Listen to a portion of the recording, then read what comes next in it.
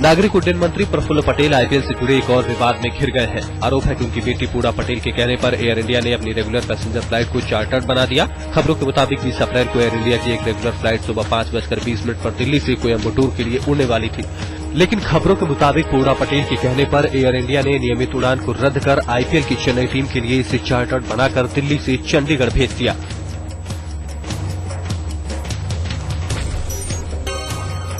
उसी विमान से चेन्नई सुपर किंग्स की टीम चंडीगढ़ से चेन्नई गई। हालांकि पोड़ा के कहने पर रेगुलर फ्लाइट को चार्टर्ड बनाया गया, इसकी पुष्टि नहीं हुई है।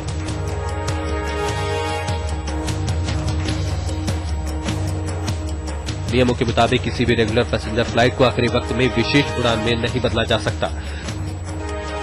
आशीष केतान के साथ मनोज शर्मा, दिल्ली आज तक।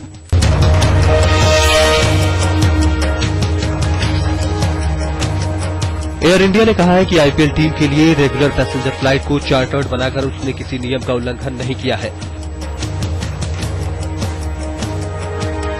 एयर इंडिया की तरफ से जारी बयान में कहा गया है कि चेन्नई टीम के लिए चार्टर्ड विमान उपलब्ध कराने की बात पूरा पटेल की तरफ से नहीं बल्कि चेन्नई सुपर किंग्स की फ्रेंचाइजी इंडियन सीमेंट लिमिटेड ने की थी।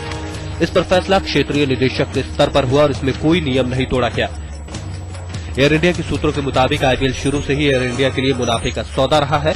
यही वजह है कि आईपीएल के लिए एयर इंडिया नियमित तौर पर चार्टर्ड फ्लाइट उपलब्ध कराता रहा है। इसलिए दिल्ली कोयम्बटूर नियमित उड़ान को चार्टर्ड बनाने का फैसला पूरी तरह व्यावसायिक था। सूत्रों के मुताबिक एयर इंडिया को इस ऑपरेशन में तकरीबन 30 लाख का फायदा हुआ। एयर इंडिया की माने तो इस चार्टर ऑपरेशन से उसे कोई नुकसान नहीं बल्कि फायदा ही हुआ है। लेकिन बड़ा सवाल ये है कि कहीं इसके लिए नियमों को ताक पर तो नहीं रखा गया और कहीं यात्री हितों की अनदेखी तो नहीं हुई। मनोज शर्मा, दिल्ली आज तक।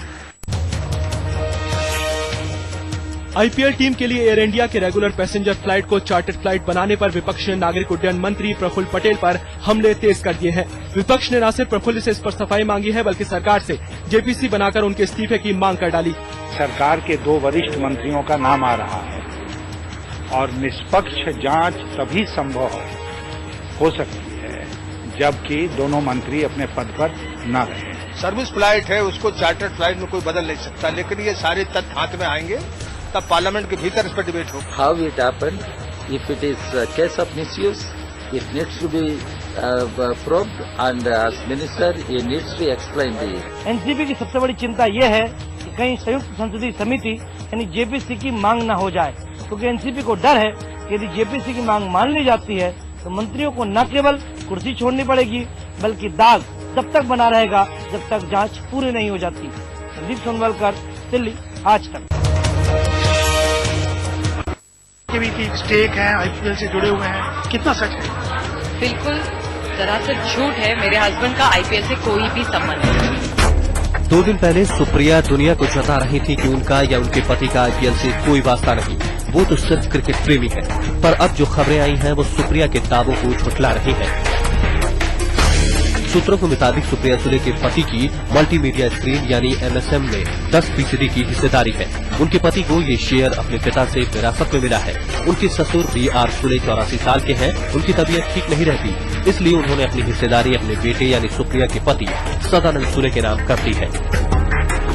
ऐसे में सवाल यह है कि ये बात सुप्रिया ने क्यों छुपाई। आईपीएल विवाद उछलने के बाद उन्होंने ये दावा क्यों किया कि उनके परिवार का आईपीएल से कोई वास्ता नहीं। क्या ये हो सकता है कि उनके पति की किसी कंपनी में हिस्सेदारी हो और उन्हें मालूम भी न हो। गौर करने वाली बात यह है कि एमएसएम के पास आईपीएल के मैचों के प्रसारण का अधिकार है। एमएसएम को यह अधिकार वर्ल्ड स्पोर्ट्स ग्रुप से मिला है। आज तक ब्यूरो।